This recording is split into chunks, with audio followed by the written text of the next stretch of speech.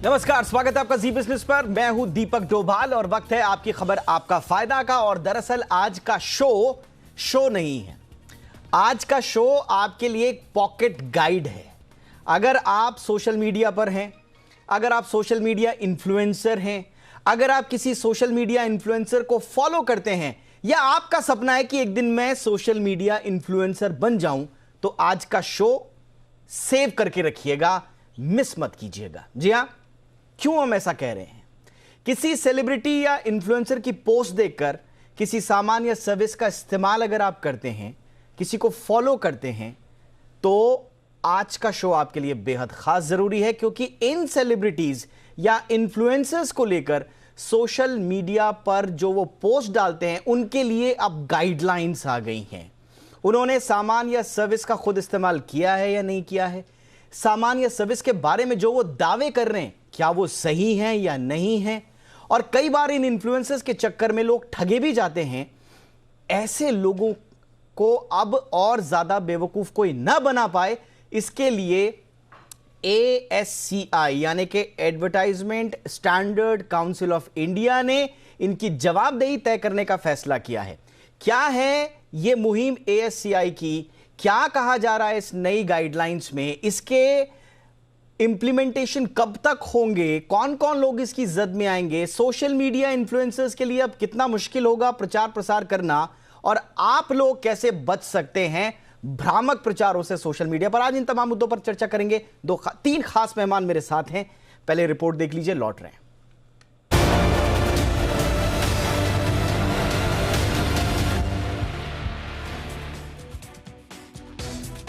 आजकल social media का दौर है, कहीं खाना खाइए, कोई सामान। दरअसल ASCI ने सोशल मीडिया पर इन्फ्लुएंसर एडवर्टाइजिंग पर ड्राफ्ट गाइडलाइंस जारी की हैं, जिसमें कहा गया है कि इन्फ्लुएंसर का पोस्ट अगर पेड है तो उसे साफ साफ बताना होगा। पेड पोस्ट पर सेलिब्रिटी या इन्फ्लुएंसर को पेड प्रमोशन लिखना होगा। सोशल मीडिया पोस्ट के हेडर में ही पेड प्रमोशन को बताना होगा। सिर्फ डिस्क्रिप्शन, बायो या दूसरी जगहों पर पेड प्रमोशन लिख देने से काम नहीं चलेगा। प्रमोशन वीडियो के जरिए हो, फोटो हो या ऑडियो हो, हर तरीके में पेड प्रमोशन को बताना होगा। अगर वीडियो 15 सेकंड या कम का है तो 2 सेकंड पर पेड प्रमोशन का लेबल लगाना होगा। उसी तरह से अगर वीडियो का ड्यूरेशन 15 सेकंड से ज्यादा है और 2 मिनट से कम है तो 1/3 वीडियो में पेड प्रमोशन का लेबल लगाना होगा। और अगर वीडियो का ड्यूरेशन 2 मिनट या उससे भी ज्यादा है तो पेड प्रमोशन के पूरे हिस्से की लेबलिंग करनी होगी। उसी तरह से अगर ऑडियो पेड है तो ऑडियो के अंत में पेड प्रमोशन का जिक्र साफ साफ करना होगा। फोटो पर भी पेड प्रमोशन की साफ साफ लेबलिंग करनी होगी। अब आप सोच रहे होंगे कि सोशल मीडिया पर सेलिब्रिटी या इन्फ्लुएंसर की पोस्ट कितने लोगों पर असर डालती है, तो जरा इन आंकड़ों पर गौर कीजिए।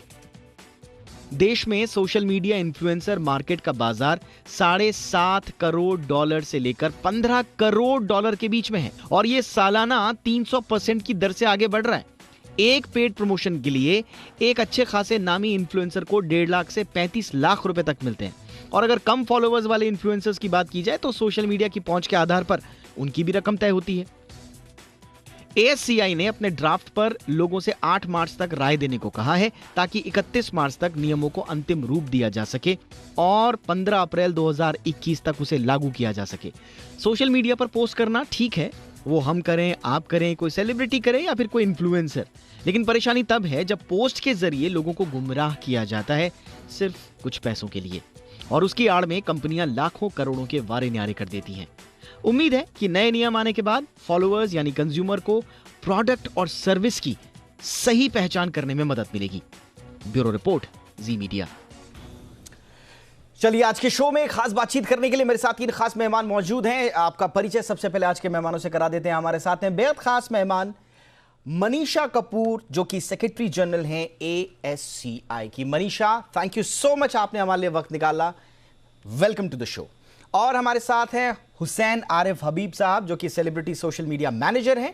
हुसैन साहब, आपका भी बहुत बहुत स्वागत है। और हमारे साथ हैं जाने माने सोशल मीडिया इन्फ्लुएंसर पारस तोमर। गुड इवनिंग पारस, आपका भी बहुत बहुत स्वागत है। मनीषा, शुरुआत आपसे ही करना है और आपसे तो बहुत सवाल आज पूछने हैं। इनफैक्ट बहुत सारे लोगों को आपसे बहुत सारे सवाल पूछने हैं, लेकिन मेरा सीधा सीधा सवाल ये है, क्या करने जा रहे हैं आप लोग, ये तो हमने बता दिया अपने दर्शकों को रिपोर्ट के जरिए, लेकिन इसकी नौबत क्यों आई? क्यों आपको लगा कि ये एरिया कहीं छूट गया था, उसे अब रेगुलेट करने की आवश्यकता है? हाँ, दीपक, थैंक यू मुझे इनवाइट करने के लिए। और ये एक जैसे आपने कहा, एक बहुत ही ज़रूरी और बहुत ही इम्पोर्टेंट एस्पेक्ट है एडवर्टाइजिंग का, जो हम अब कोशिश कर रहे हैं कवर करने की। मैं ये नहीं कहूँगी कि इसकी नौबत क्यों आई है, पर मेरे को ये लगता है कि इसका समय आ गया है। क्योंकि आप अगर इन्फ्लुएंसर एडवर्टाइजिंग को देखें और डिजिटल मीडिया एडवर्टाइजिंग को देखें, तो ये एक काफ़ी तेज़ी से कई सालों से ये बढ़ता जा रहा है। और आजकल आप देखेंगे तो whether it is rural areas या अर्बन एरियाज़ या छोटे शहर, हर एक जन आज डिजिटल मीडिया पे एडवर्टाइजमेंट्स कंज्यूम करता है।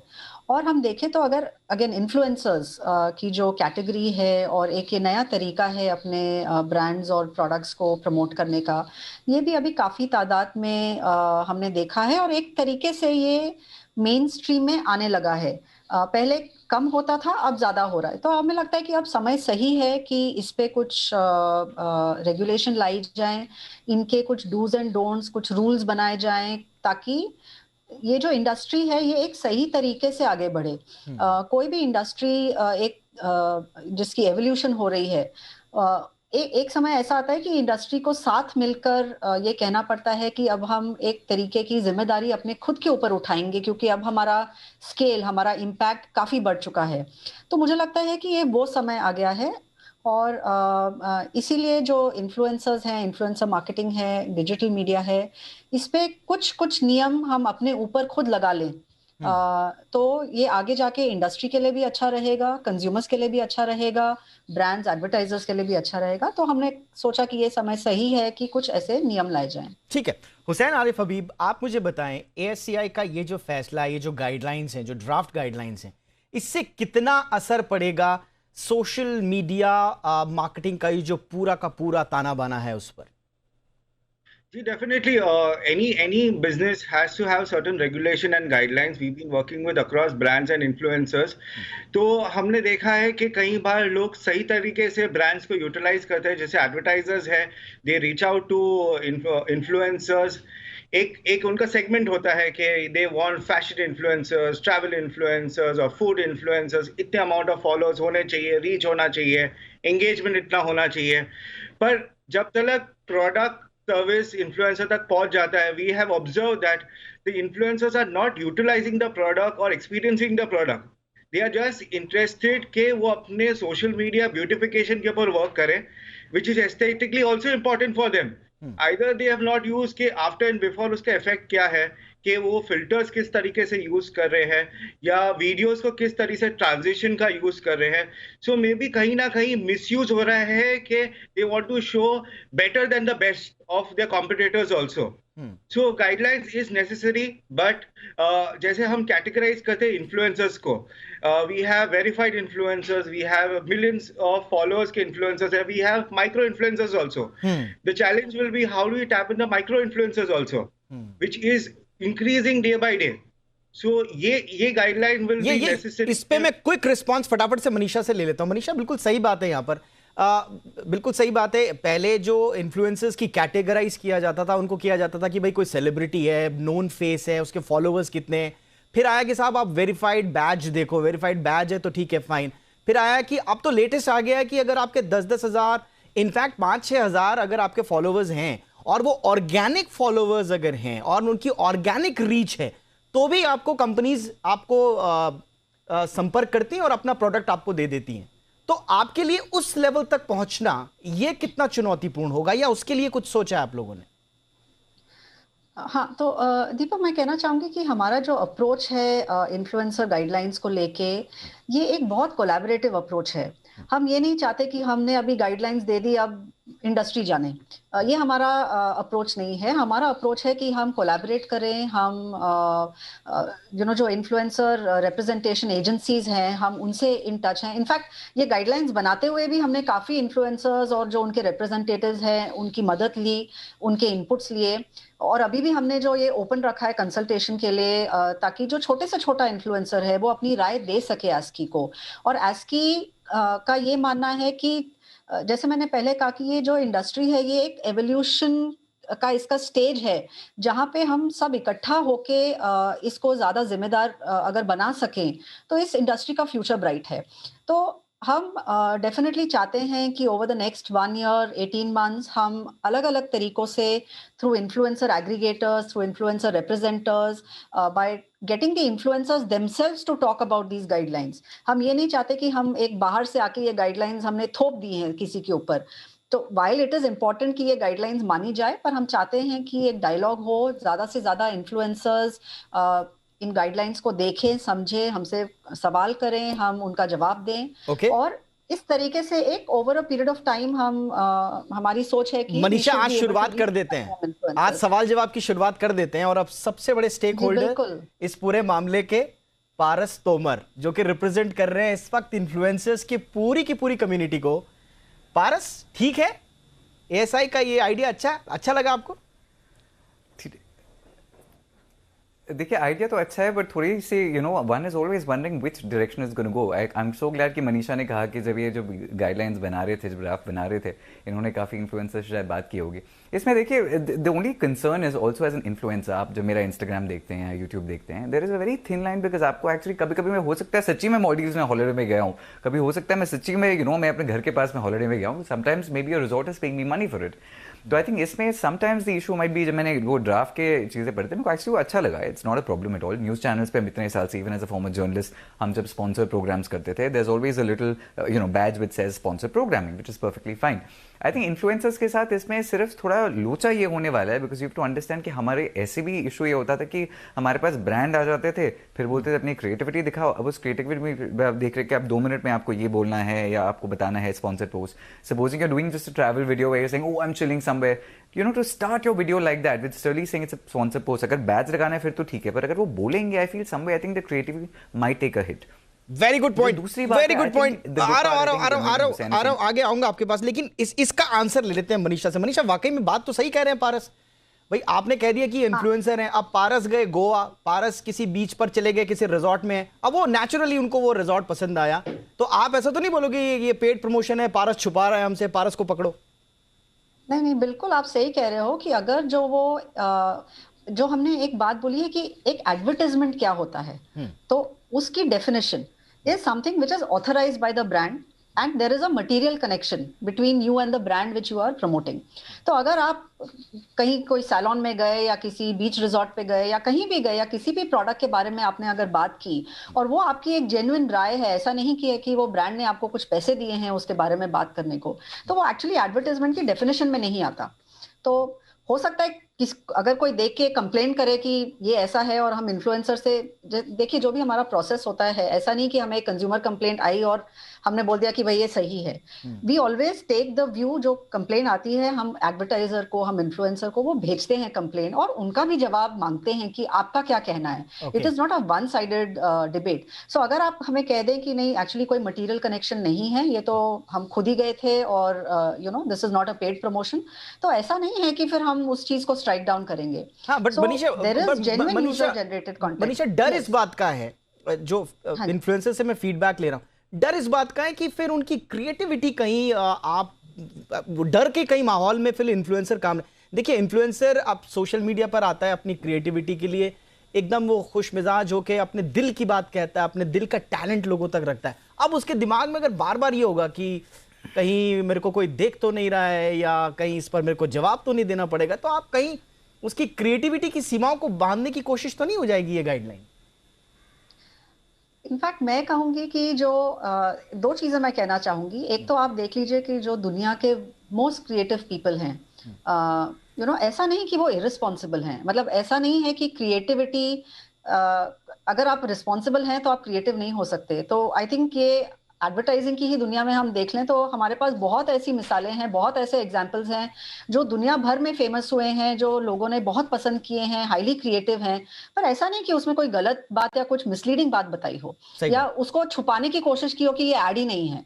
तो हम तो वही कह रहे हैं कि आप बस डिक्लेयर कर दीजिए कि ये ऐड है, जब एक्चुअली ऐड है। अगर वो खुद का आपका यूजर जनरेटेड कंटेंट है तो absolutely no requirement. It is as simple as that. बिल्कुल मनीषा, बिल्कुल सही बात है, आप डिक्लेयर कर दो, यही है मुझे लगता है कि टेक अवे।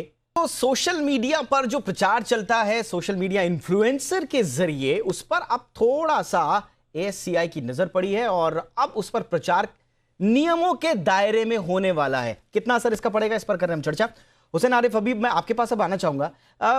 आपको क्या लगता है कि इससे जो माइंडसेट है, क्योंकि इन्फ्लुएंसर्स की एक पूरी जनरेशन हम लोगों के सामने है और इनफैक्ट लोग आबिर, मैं बहुत अच्छा मानता हूं इसको, एक स्पेस मिला है लोगों को अपना टैलेंट दिखाने का, अपनी क्रिएटिविटी दिखाने का।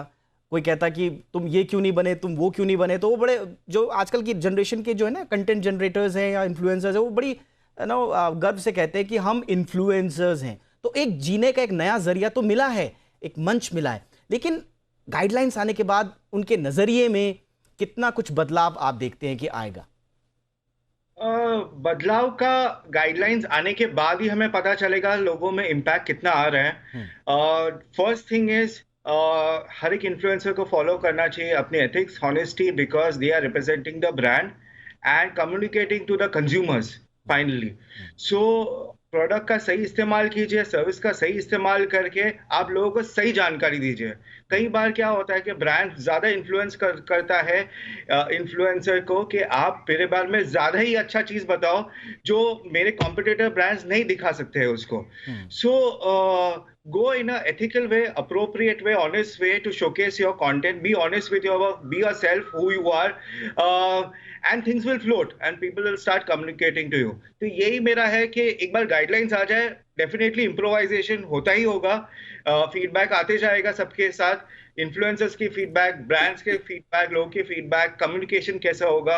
आई थिंक ये एक कांस्टेंट रेगुलेशन होता ही होगा once the first staff of implementation is done. लेकिन एक क्विक रिस्पांस पारस, अब छोटी सी बात है, अब मेरा एक ब्यूटी प्रोडक्ट है या मेरे एक जूते हैं जो मेरे ब्रांड के हैं, अब मैं आपके पास आ रहा हूं, इसलिए आ रहा हूं कि आप बिना ना नुकुर किए हुए उसको प्रमोट कर दोगे तुरंत, है ना, और मैं हो सकता है आपको उसके एवज में जो भी मेरे को देना है वो मैं दे दूं और आप उसको प्रमोट करें। अब तो फिर थोड़ा सा अब ब्रांड ही नहीं आएंगे लोगों के पास, डरेंगे आप, क्योंकि अगर आप इतने ईमानदार हो गए इन गाइडलाइंस के पालन करने के चक्कर में, तो फिर थोड़ा सा बिजनेस पर इफेक्ट नहीं पड़ेगा इन्फ्लुएंसर्स के? बहुत ज़्यादा। इनफैक्ट मैं इस डिस्कशन के भी बारे में बोलने वाला था और जो ऐसे भी गाइडलाइंस है वो भी बोलने वाला था। The reason we always say it's very important to take the influencers into the thing is because actually as an influencer एक जो चीज़ हमने जो मुद्दा टच ही नहीं किया वो एक कि जैसे इंटरनेशनली इन्फ्लुएंसर लेड ब्रांड्स अब बहुत ज़्यादा बड़े हो गए, वो इंडिया में भी आ चुका है पिछले कुछ सालों में। जैसे मेरी खुद की ब्रांड है, उसके बाद पारस और stud muffin, I am an influencer who launched my own brand.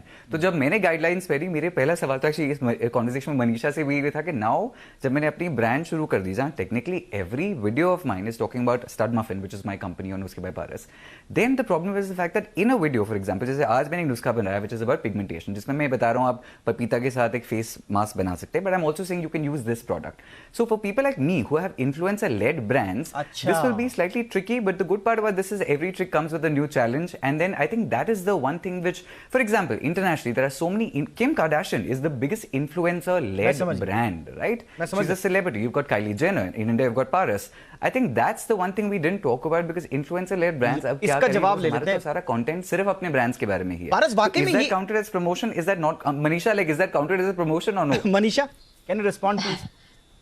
Yeah. So see, basically अगर तो वो brand का खुद का handle है, you know, so I'm sorry but I don't know the specific brand that you're talking about, but अगर वो brand का खुद एक handle है, तो वो handle से जो communication जा रहा है वो तो एक obviously कमर्शियल कम्युनिकेशन है, उसमें कुछ कंफ्यूजन नहीं है। कंफ्यूजन कब होता है जब yes when consumers cannot make out the difference between paid promotions and organic content, that is where the problem is, and when they do not know कि इस ब्रांड का जो ये बंदा जो ये ब्रांड बोल रहा है और ये जो प्रमोट कर रहा है, इसके पीछे एक कोई मॉनेटरी या एक कमर्शियल मैसेज है।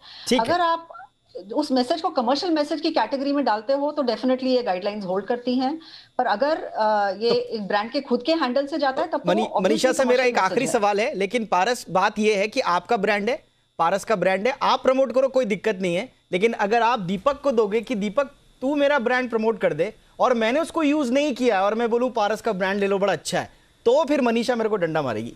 It is as simple as that. तो दीपक को मैंने दे दिए 2 लाख रुपए, दीपक को लिखना है उस पे स्पॉन्सर पोस्ट, राइट? यस, मेरे को लिखना पड़ेगा कि मैं पारस के लिए कर रहा हूं और ये पारस ने मेरे को पैसे दिए हैं, ये सीधी बात है। अच्छा मनीषा, अब एक बार स्टैब्लिश हो गया कि ये गड़बड़ यहां पर हुई है, पैसे लिए गए हैं, प्रमोशन पेड है, लेकिन बताया नहीं गया है, कार्रवाई क्या होगी ये बताइए।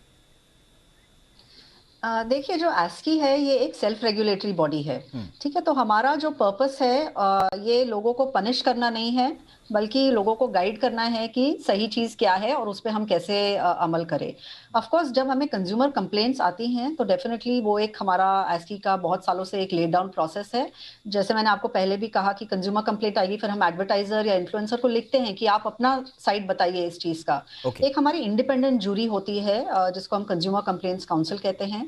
इस जूरी में एडवर्टाइजर्स हैं और बहुत सोसाइटी के बहुत जैसे डॉक्टर्स हैं, लॉयर्स हैं, कंज्यूमर एक्टिविस्ट हैं, ये सारे मिलके साथ में जो रिस्पॉन्स आता है एडवर्टाइजर्स का वो देखते हैं, कंप्लेंट देखते हैं और डिसाइड करते हैं कि ये जेन्युइन एक प्रॉब्लम है या इसमें मतलब कंप्लेंट में वाकई कुछ दम है। तो फिर हम एडवर्टाइजर को बोलते हैं कि भाई आप अपना कंप्लेंट या तो ऐड या तो विड्रॉ कर लीजिए या उसे मॉडिफाई कर लीजिए। ठीक है, अगर मार्केट में सही एडवर्टाइजमेंट्स हो तो वो हमारे लिए इनफ है। However, जो लोग और हमें आपको जान के ये खुशी होगी कि till last year for example we had 98% compliance. मतलब 100 में से सिर्फ 2 ही लोग ऐसे थे जिन्होंने बोला कि नहीं हम इस चीज को नहीं मानेंगे। उनको हम सेक्टर रेगुलेटर पे एस्केलेट करते हैं। ऑलराइट मनीषा, 98% मेरे पास वक्त की कमी है एंड आई रियली अप्रिशिएट आप लोगों के जो आइडिया है, जो इसका बेसिक आइडिया है वो सफल हो। आप लोग चाहते हैं कि जो कंटेंट है और जो पेड प्रमोशन है उसके बीच का फर्क कंज्यूमर को साफ साफ तौर पर दिखाई दे, जो उसका हक है उसके लिए आप लोगों ने गाइडलाइंस लाने की कोशिश की है। जो इसका इंटेंशन है वो सही तरीके से इंप्लीमेंट हो, सही तरीके से लोगों तक पहुंचे, हम यही उम्मीद करते हैं। और अल्टीमेटली इन्फ्लुएंसर्स की क्रेडिबिलिटी और ऑथेंटिसिटी इससे बढ़े, यही हम उम्मीद करते हैं। थैंक यू सो मच आप तीनों का हमारे शो पर आने के लिए। Manisha Kapoor thank you so much, Hussain Arif Habib thank you so much, Paras thank you so much, आप हमारे शो पर आए। इसी के साथ आपकी खबर आपका फायदा में इतना ही, इजाजत दें, नमस्कार।